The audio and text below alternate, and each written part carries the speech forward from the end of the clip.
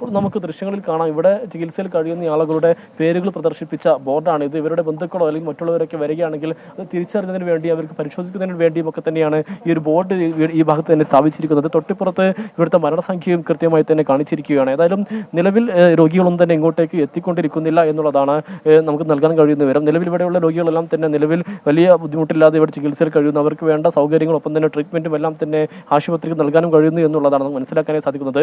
കഴിഞ്ഞ പകൽ ഏതാണ്ട് കഴിഞ്ഞ രാത്രി വരെയുള്ള സമയങ്ങളിൽ തുരുതുര അല്ലെങ്കിൽ തുടർച്ചയായി ഈ ആംബുലൻസുകൾ ഈ വിംസ് ആശുപത്രിയിലേക്ക് എത്തിക്കൊണ്ടിരിക്കുന്ന ഒരു കാഴ്ചയായിരുന്നു നമുക്ക് കാണാൻ സാധിച്ചിരുന്നത്. ഓരോ ആംബുലൻസിലും 1-2 രോഗികൾ, രക്ഷപ്പെട്ട ആളുകളെ അടക്കം അതിവേഗത്തിൽ ഇങ്ങോട്ടേക്ക് എത്തുന്നു. അങ്ങനെ 2-3 ആംബുലൻസിൽ ഒരേ സമയം ഈ രോഗികളെ, ഈ രക്ഷപ്പെട്ടവരൊക്കെ തന്നെ ഈ ആശുപത്രിയിലേക്ക് മാറ്റുന്നു. ഉടൻ തന്നെ അവർക്ക് വേണ്ട ചികിത്സ നൽകുന്നു.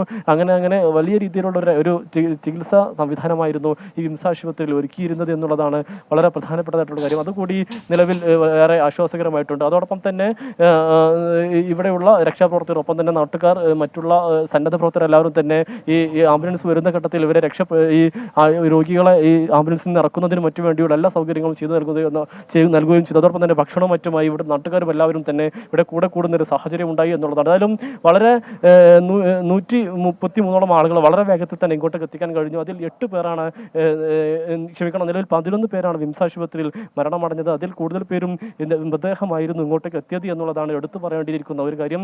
അതിൽ 6 പേരെ നിലവിൽ തിരിച്ചറിഞ്ഞിരിക്കുകയാണ്. ഇവരുടെ മൃതദേഹങ്ങളെല്ലാം തന്നെ നിലവിൽ മേപ്പാടി CHCയിലേക്ക് കൊണ്ടുപോയിരിക്കുകയാണ്. ബാക്കിയുള്ള മൃതദേഹങ്ങളാണ് നിലവിൽ ഇവിടെ ഉള്ളത് എന്നുള്ളതാണ് നമുക്ക് മനസ്സിലാക്കാനായിട്ട് സാധിക്കുന്നത്. ഇപ്പോൾ മന്ത്രി PM മുഹമ്മദ് റിയാസ് അടക്കമുള്ളവർ നിലവിൽ ഈ രക്ഷപ്പെട്ട ആൾ ചികിത്സയിൽ കഴിയുന്ന ആളുകളെ നിലവിൽ സന്ദർശിച്ചു കൊണ്ടിരിക്കുകയാണ്. അവർക്ക് വേണ്ടി അവരെ ആശ്വസിപ്പിക്കുന്നു, അവരുടെ വാക്കുകൾ കേൾക്കുന്നു.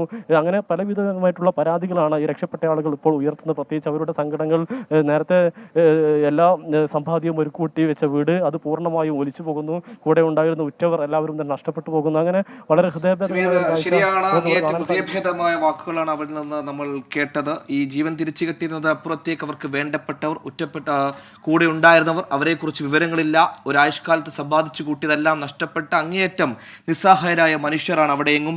ഇപ്പോൾ അവിടെ ചികിത്സയുള്ള ഭൂരിഭാഗം ആളുകളുടെയും ആരോഗ്യനില അത് സാരമുള്ളതല്ല എന്ന് മനസ്സിലാക്കുന്നു. ഇപ്പോൾ ഈ രക്ഷാപ്രവർത്തനത്തെ സംബന്ധിച്ചിടത്ത് ഏറ്റവും വലിയ പ്രതിസന്ധി, നാളെ ഈ മുണ്ടക്കി ഭാഗത്തേക്ക് പരിശോധന നടത്തുമ്പോൾ എത്ര പേർ കാണാതായിട്ടുണ്ട് എന്നതിനെ സംബന്ധിച്ച് ഒരു കൃത്യമായ കണക്ക് നമ്മുടെ കൈവശമില്ല.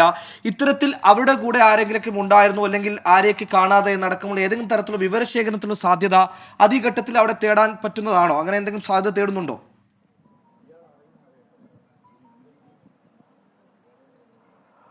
നിലവിൽ രക്ഷപ്പെട്ടു വന്ന പല രോഗികളും രക്ഷപ്പെട്ടു വന്ന പല ആളുകളും അവരുടെ പല ബന്ധുക്കളെയും കാണാൻ കഴിയുന്നില്ല എന്നുള്ള പരാതി അവർ ഉയർത്തുന്നുണ്ട്. അവർ ഏതെങ്കിലും ആശുപത്രിയിലാണോ അല്ലെങ്കിൽ രക്ഷപ്പെട്ട് മുന്നോട്ട് വന്നിട്ടുണ്ടോ എന്നുള്ള കാര്യത്തിലൊന്നും തന്നെ ഒരു വ്യക്തത വന്നിട്ടില്ല എന്നുള്ളതാണ് പ്രധാനപ്പെട്ട കാര്യം. ഇപ്പോൾ